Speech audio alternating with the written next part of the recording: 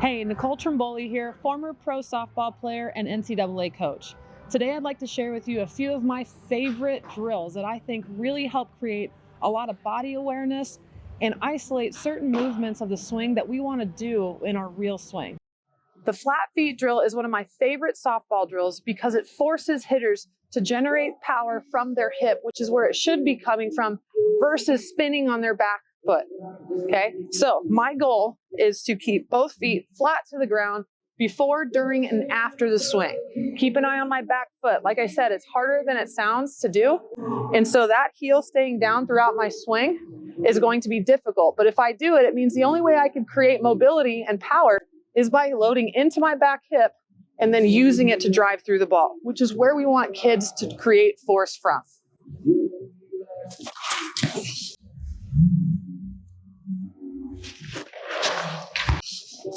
Again, my goal is to hit this ball dead straight at the pitcher, keeping my back foot and front foot flat to the ground.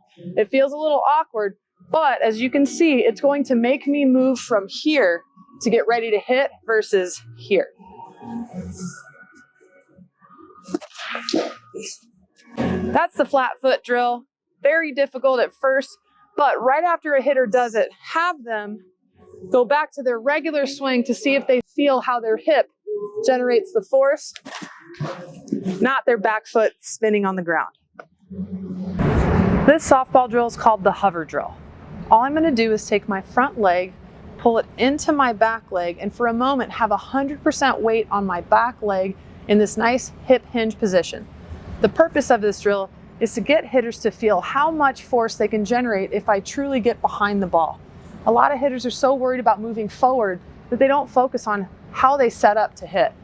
A lot of the work we do as hitters is done before we ever strike the ball, and I'm either getting myself in a great position to attack or I'm in a weakened position. So again, front foot's down, gonna lift it up into this back leg. I don't want to over rotate and turn my back because that could create my hands coming around the ball, spinning off of it. I'm going to take my time getting here, and then when I land, I'm going to strike the ball.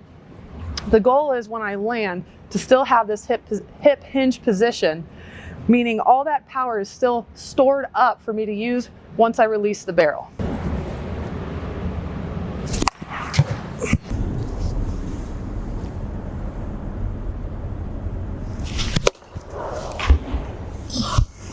Same thing goes. I'm trying to always drive things straight up the middle when I'm working on a middle pitch and doing a specific body movement drill to create feel and positioning that I really want to implement into my swing.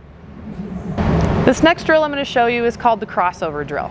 Now, a lot of hitters fly open with their front side, and that could be caused by their foot opening up, their knee, their hip, their shoulder flying. And the reason their front side flies from some position is because that's where they're trying to generate force from. In reality, where we're trying to generate the most force is from the back side of our bodies. So with the crossover drill, I make it almost impossible to fly open with this front side. I have a very staggered step. I'm not going to take a stride from here. So I'm going to get in a position where this is a nice middle pitch for me. I'm in a good contact point there. And now I have this wall that I want to hit into. That's what most hitters are trying to create from here. I land, I create a stagnant wall, and all this force is going to come from the back side. Staggering your feet just makes it easier for hitters to create that wall and feel all of this working for them instead of their front side trying to pull.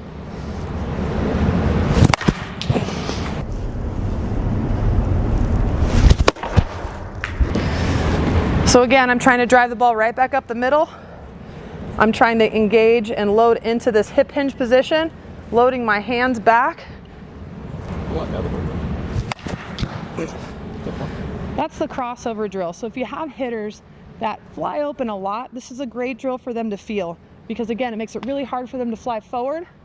So they've got to work on creating that energy from the back.